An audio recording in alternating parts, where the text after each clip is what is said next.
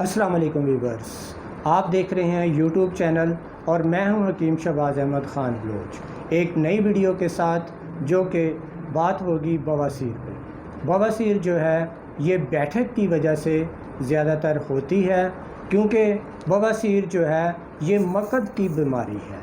क्योंकि मकद के अंदर मसे बनने शुरू हो जाते हैं जो कि इंतहाई तकलीफ़ का बायस बनते हैं, जो कि आहिस्ता आहिस्ता बड़े होते रहते हैं। और रफ़ाए हाजत के वक्त ये जब रफ़ाए हाजत के लिए इंसान जाता है तो दर्द की वजह से दर्द बहुत ज़्यादा होती है और साथ साथ ब्लीडिंग भी होती है। तो ये इंतहाई दर्दनाक मर्ज़ है। तो आज मैं जो नुस्खा लेके आया हूँ ये हज़ारों मरीज़ों पे पहले मैं इस्तेमाल कर चुका हूँ, जिसको अल्लाह ताला ने शिफ़ाए कामिला अता फरमाई। तो आज मैं ये नुस्खा आपकी खिदमत में हाज़िर करता हूँ। तो आइए नुस्खा की तरफ चलते हैं। तो सबसे पहले है ये मगज़ नमोली, जो कि नीम के दरख्त का फल है। उस फल में से जो मगज़ है वो लिया गया है। और उसके बाद है रिसौत, जिसको रिसौंत भी कहते हैं। ये दारे हल्द की जो लकड़ी है उसका असारा है। उसके बाद है नाग कैसर। नाग कैसर के बाद है काफूर। काफूर इनका वज़न जो है वो आपने लेना है, काफूर लेना है 15 ग्राम और नाग कैसर जो लेना है ये लेना है 30 ग्राम।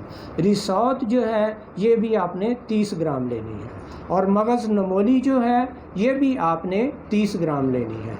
इन तमाम अद्वियात को आप लेके ग्राइंड कर लें, क्योंकि ये कड़वी दवाई है, इसलिए इनके साथ मैंने ये खाली कैप्सूल भी रखे हैं। इन खाली कैप्सूल्स में आपने इनको भर लेना है और फुल टाइट करके भरना है। और सुबह शाम खाना खाने के आधा घंटा बाद नीम गर्म पानी के साथ लेना है।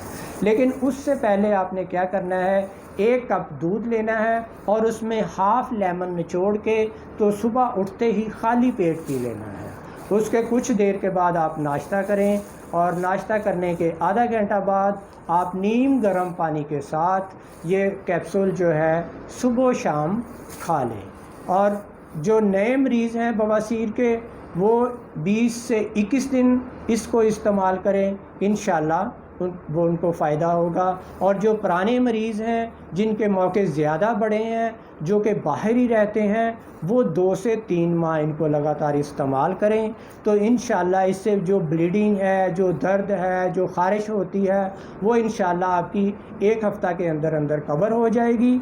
और आहिस्ता आहिस्ता जो मस्से हैं वो भी खुशक होके झड़ जाएंगे, जिससे इस बीमारी से आपको निजात मिलेगी। और इंशाअल्लाह मैं आपसे अब इजाज़त चाहता हूँ। अस्सलामु अलैकुम।